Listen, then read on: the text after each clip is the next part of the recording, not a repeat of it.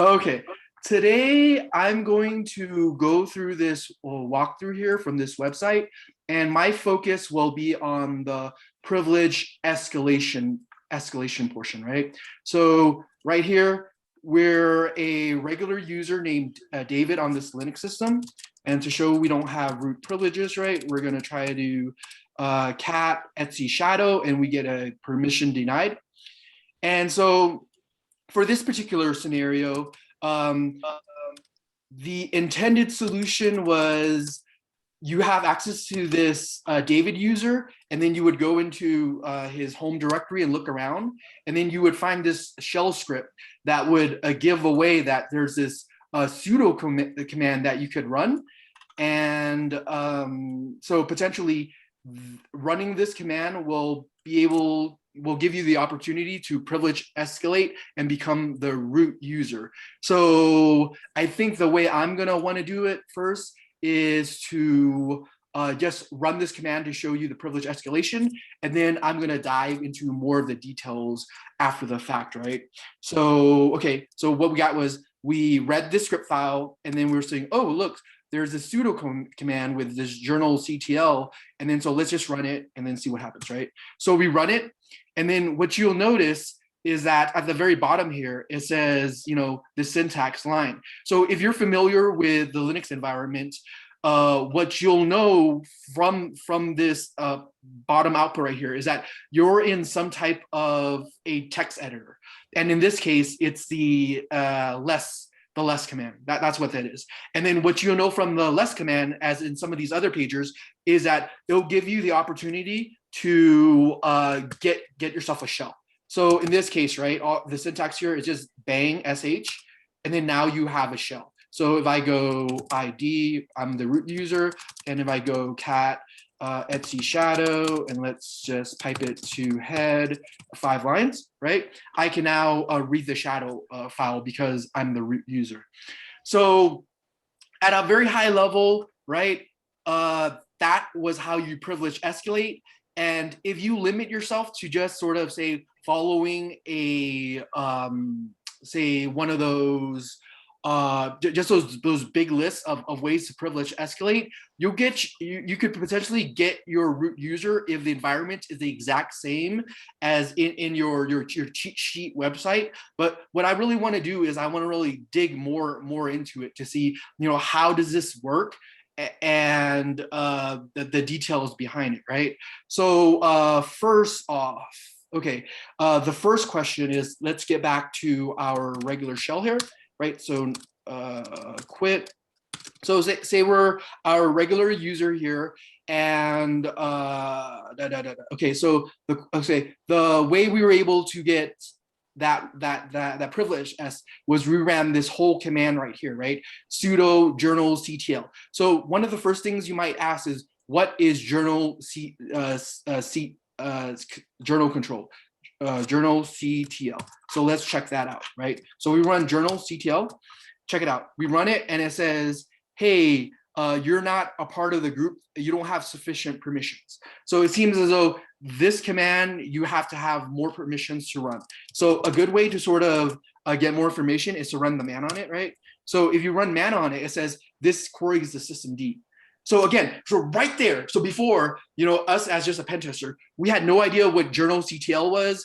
We found it in a script file, and we kind of Googled around, and, you know, one of our Googling is we might get to this GTFO bin site, which tells us, hey, right, you could run this command to potentially get a root shell, right? So that's all good and great, but we had no idea what it is. But just by running the man page on it, we're like, hey, this has something to do with systemd. So that's number one. So the other big thing that you sort of really want to know about privilege escalation is, how does permissions deal with this particular command, right? So first is where's the command? So we could run where is, and I think locate is another command you can do to get the same thing. So it's user bin, so we can do ls-user bin journal-ctl, right? So then it tells us, oh, this is owned by root. So that's clue number one. It's like there's this journal thing that allows you to query the journal system of systemd, and it's owned by root, right? So that's step number one. So another thing you have to ask is like, is this a vulnerability? Is this a real misconfiguration? What about this system is allowing us to run journalctl and then get root? So previously I showed you, if I just run it by itself, I don't get root, right? It just tells me insufficient permissions. So what is it about running this entire part here? Let's see, this entire part right here. What is it about running this entire part right here that gives you root? So now I sort of, just sort of a question for participation. Like, what are your guesses here in terms of what running this command right here? What allows me to do this? So let's take it one step back. If I run this right here, will it allow me to run this? What do you think? I don't think so. Why don't you think so? Well, okay, so we're saying sudo, but we've already proved that David is not part of the sudoers file. That's right. But why do we know he's not a part of the sudo file? Because if he was part of the sudo file, then Dave would be able to execute journalctl. Okay, so that's exactly right. So more precisely, there is not an entry in the sudoers file that allows David to run journalctl, right? So if I run this command, it's asking for a password. Right. Right. And say somehow I got this account, but I didn't know the password, so I can't run sudo journalctl. That is correct. But then okay, so let's make it a little more dicey, right? So David can't run journalctl, but can David run journalctl -n5 unostromo.service? Can he run this? So I don't know what N5 means. Sure. It sounds like some kind of count. It is. For the number of journalctl entries, but that unstromo service. So if the permissions for that service are such that anybody can query it, and it's not locked down to where it's a service, if it's a process that allows anybody on the system to execute it, then you should be able to see it within journalctl.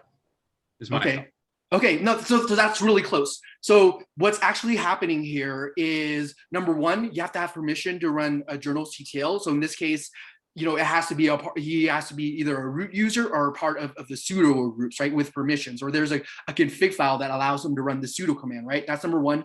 And then the other part here is that querying. That is querying against systemd. So depending on this user's having the right privileges to query systemd, that is what make decision whether or not they'll be able to query all the different information about systemd. So that's a really good segue in terms of, okay, where does this come from right here, right?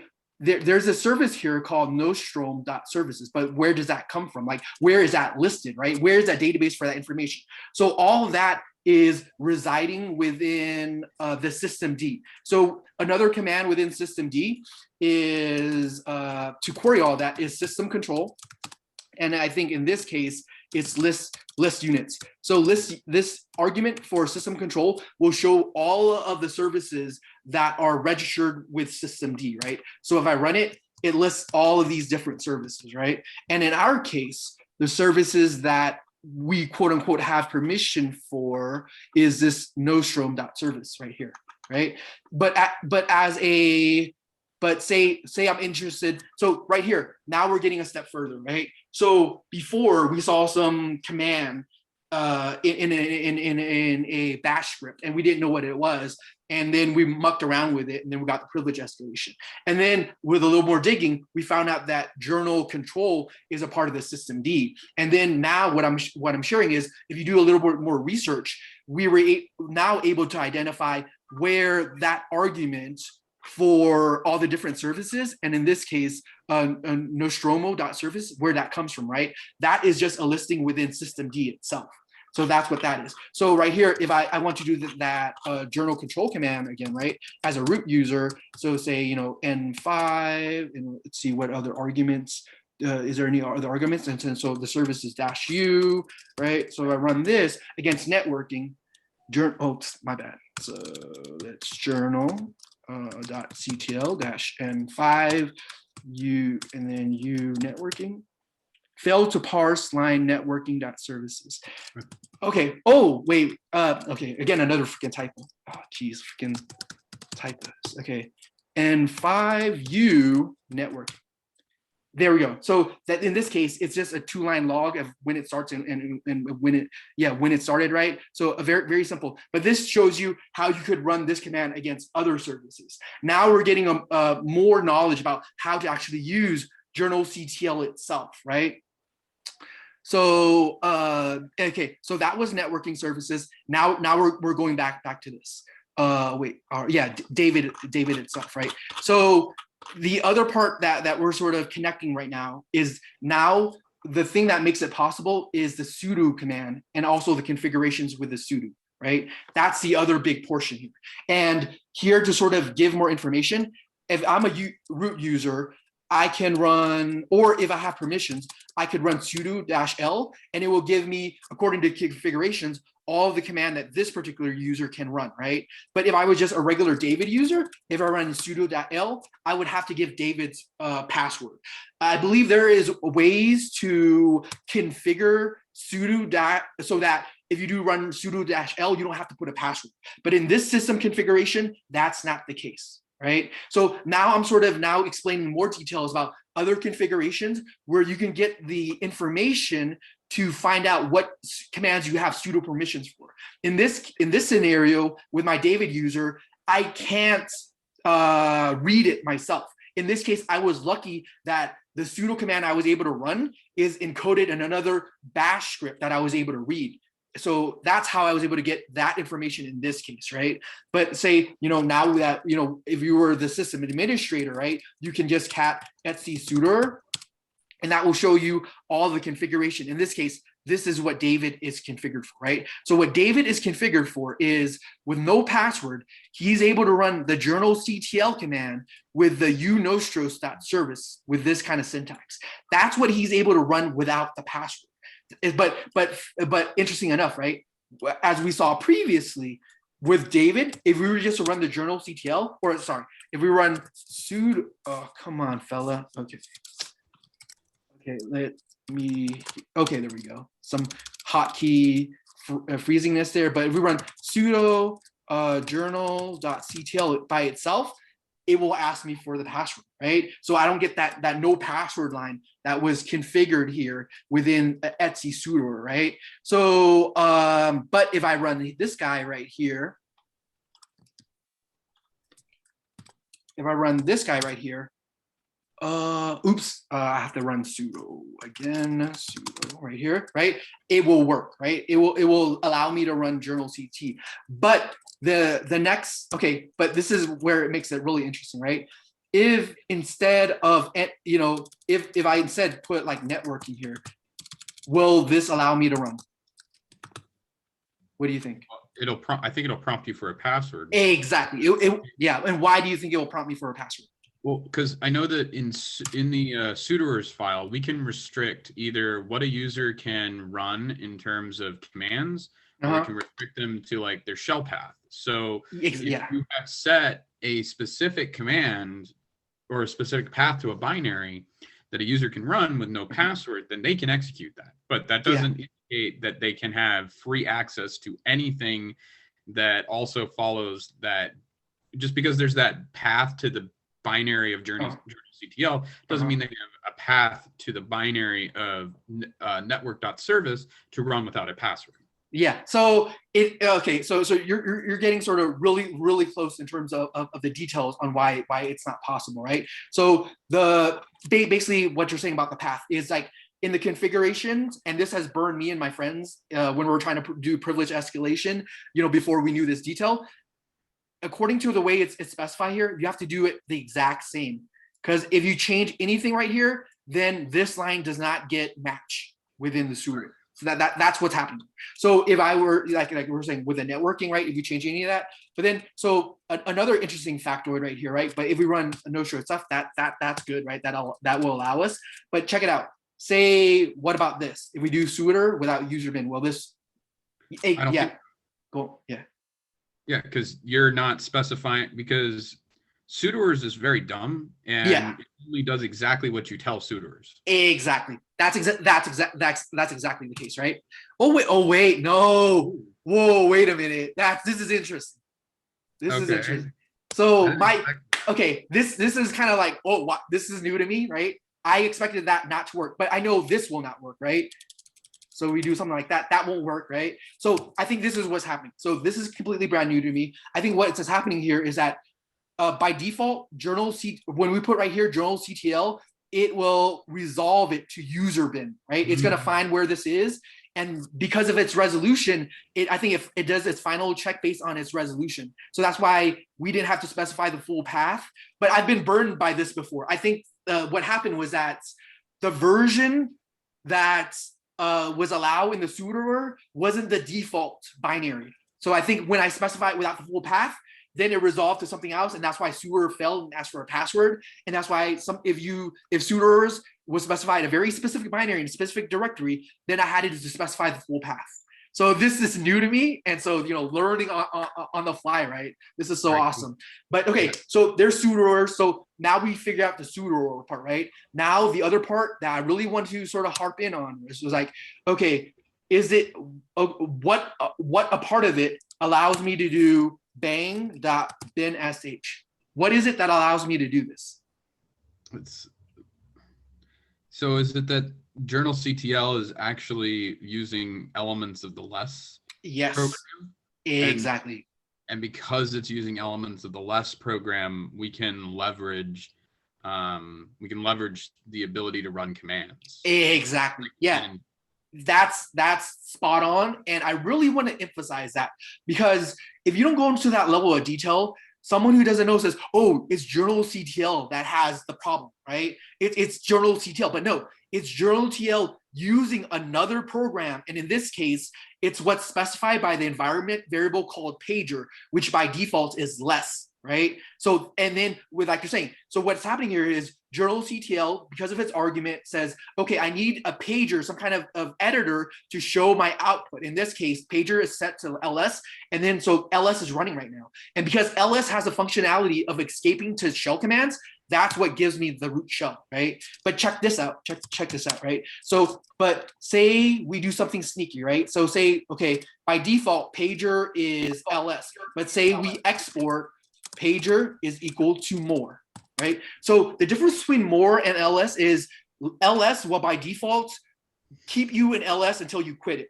With more, it will just throw out all the output, and if it can throw out all the output to the console, then it exits, right? That's what more does. So if we were to run the command just journalctl-l5 here, right? If with the new pager, if we ran that with more, what you see here is there's no pause. So I can't escape because there was no pause, because the pager was more. But check this out, right? So you're like, oh, so say you're a very crafty system admin. It's like, hey, I know if if I set ls, the attackers could get onto a user and then they could pop out a shell and privilege escalate, right? But if I set it to more, right? If I set it to more, it will just output, and then there will be nowhere to escape to get a shell. But this is where, if you're really crafty, what I did here is I made my console to be less than 5 lines. So when the pager runs, when more runs in this case, right? So if I run here with it configured to more, check it out. At the very bottom here, more is still caching. So now I'm in the more program, it didn't exit. And because within more, I can also shell escape. I can shell escape right there, right? So why is that, right? I manipulated my environment so that it had it to cache, and then so more can exit right away. It had it to create the buffer there and stay in more. And because it stayed in more, I was then able to then use the shell escape capabilities of more itself. So this just goes to show you the complexity of all the different interactions. And if you don't really think it through, you can make it harder for an adversary, but not completely stop the attack. There might be other ways of circumventing your additional protection because you didn't really understand all the nuance of it, right? But if you're a system admin and you assume, oh, it's journalctl, and I therefore always disable journalctl, you'll have no idea how the attack really works and how to really mitigate it, right? Unless you go to this level of detail. And then the last thing I wanted to share was this site right here, GTF OBens. It's a sort of a repository of all these different techniques and ways you could potentially privilege escalate and do some other really nice living off the land of binaries that are pre-existing. But unless you actually dig in and try to learn of how it works, this could actually limit you. If you just think, oh, there's this real amazing repository, I don't have to learn or know anything. I would just go on Google and just query this itself, and you just, cut and paste, right?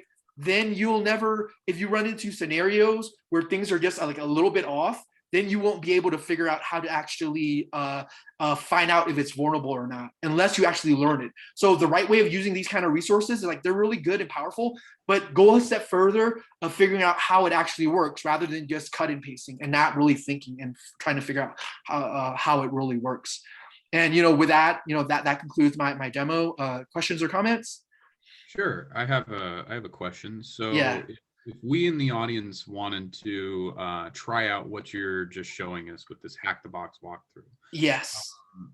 If we have an account on Hack the Box, and we access the PrivEsc, or do we need to pay for it? I mean, sure. How do we get to it?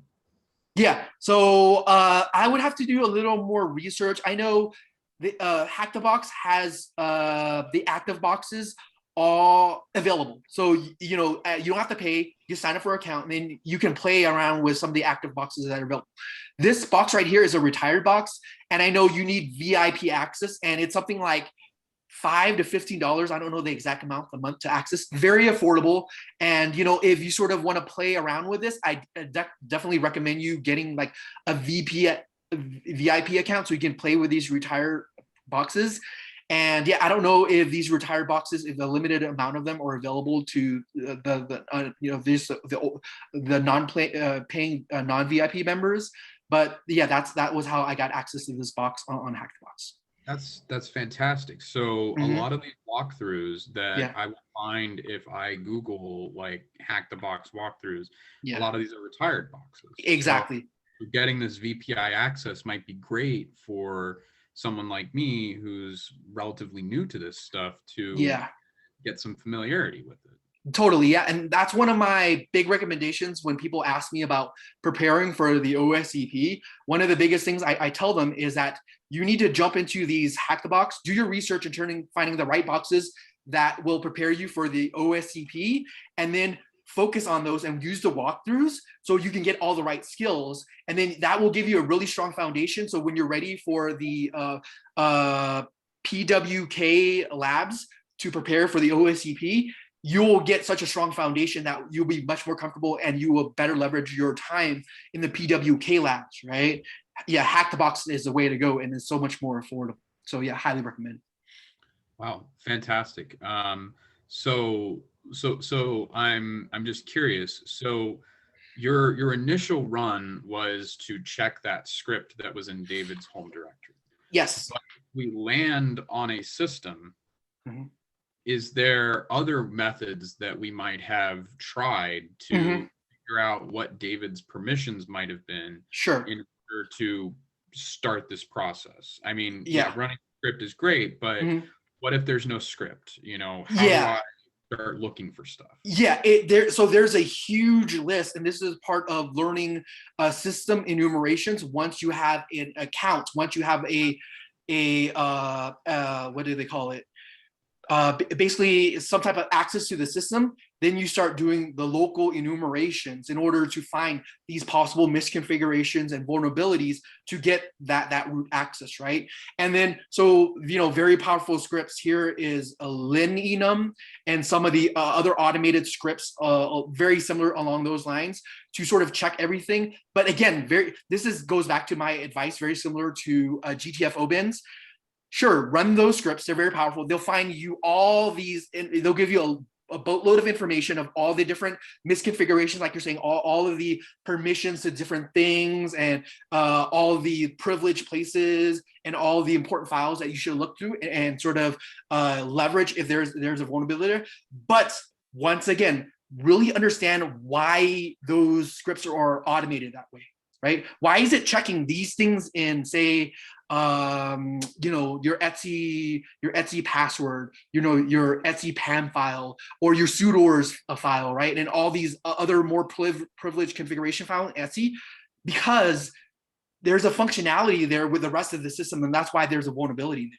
But for you to know that, you have to actually do a lot of research to figure out, all those different configuration files and why it might be vulnerable, and why an attacker can leverage it, or why a system administrator might make a typo there or might misconfigure it. So there's a vulnerability there, right? But again, if you just run lin-pz or lin-enum without understanding that, number one, you won't be able to figure out where those scripts are missing, because they don't get everything, right? Those scripts, those automated scripts, very powerful. They don't get into it. Number two, you won't be able to interpret them, because those powerful scripts, it would just throw you all this information. It's like, these are all the sudoer files. You don't know what sudoer is. You don't know how to make use of it. It's like, okay, these are all the files with the permissions set to this different way where it's readable, writable. But if you don't know what readable, writable means within the Unix file system, you can't leverage that.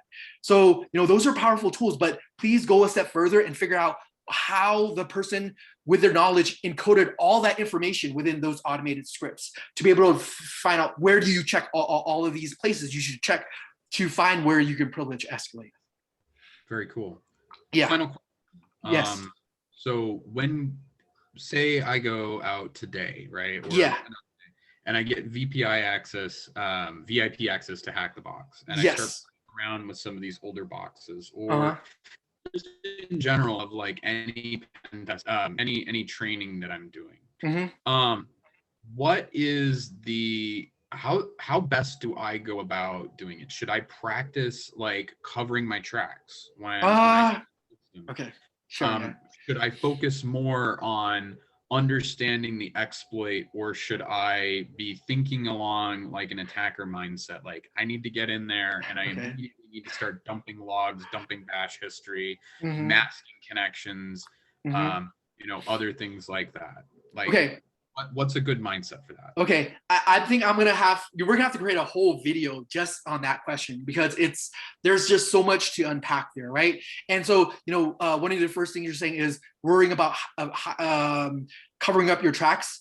I say save that for later on.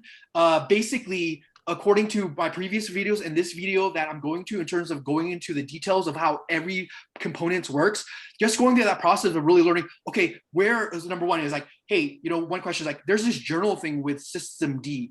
How does that work? That's number one. Just asking that question, like, oh, wait, it looks like when services are started and stopped, all of this additional information is logged somewhere in some kind of a journal system within systemd, right? That's number one. So just figuring out that information, that gives you the proper knowledge of like, oh, these are all the potential artifacts and all the stuff that gets left behind, right? So going through that process of knowing how it works, that will give you the knowledge of later on when you need to cover your tracks. And I would say you need to cover your tracks in, say, a red teaming, when you're doing more of a red teaming type of services, where that is a part of the threat model you're sort of having to emulate. If the adversary is like, they need to cover and stay stealthy, then you have to do those kind of actions.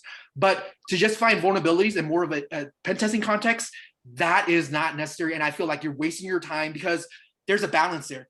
The more time you spend trying to cover your tracks, that means there's less time for you to find vulnerabilities. There's always a trade-off there, and you have to be cognizant of that. So it's like, oh, I'm going to be very stealthy and slow. That means there's less activities you're doing to try to find more vulnerabilities, right? And say you only have a couple of days or a week or 2 weeks to do a pen testing to find as many vulnerabilities as possible, right? All this time you're spending on this other additional activities, that's less time to do this first activity. So always keep that in mind. Now you're talking about approaches. So I would say it's a balance of figuring out how vulnerability works, figuring out how tools works, and then figuring out all the different techniques of doing the different activities you need to find vulnerabilities, prove vulnerabilities, and things along those lines, right? So initially, one tool you might have to do is like, okay, nmap. But then besides running nmap, I would caution, like, why are you running nmap? Always ask questions is my first thing, because I think some people, they sort of put the cart before the horse of like, they just want that root shell. They just want that compromised box. So they'll just follow a cheat sheet. Like, okay, I run nmap, and again, then there's a port number. I copy this to Metasploit, and then boom, I run this command of cutting and pasting, and then I get the shell. Like, oh, I got the shell. And then it's like, but do you understand why you did all those activities? Like, this is a really good example that I found when I'm talking to beginners. Like, they find, oh, there's this really cool tool called Dirbuster. I need to run Dirbuster. It's going to give me something, and then I'm going to get the shell, right? And there's like, so, hey, how does Dirbuster works? And then they have no idea, because according to the walkthrough or their cheat sheet, there's like, well, I'm supposed to run Dirbuster, and then I cut, and then it gives me some information, and then I cut and paste it to a burp suite or Metasploit to run this exploit, and that's how I get my shell.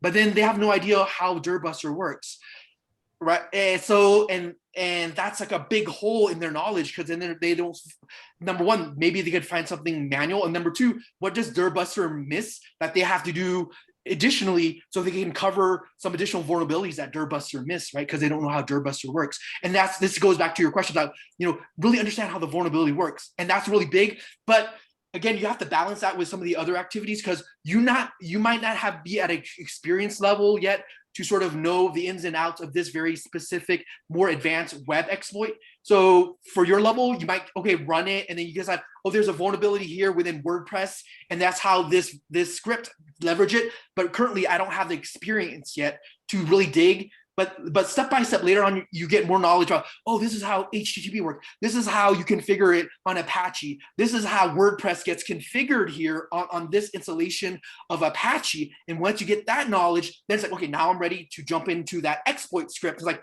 oh, okay, it's sending this curl command against this post with these arguments, and this is leveraging this PHP file within WordPress. But again, you have to build those foundations, and it's a very long journey.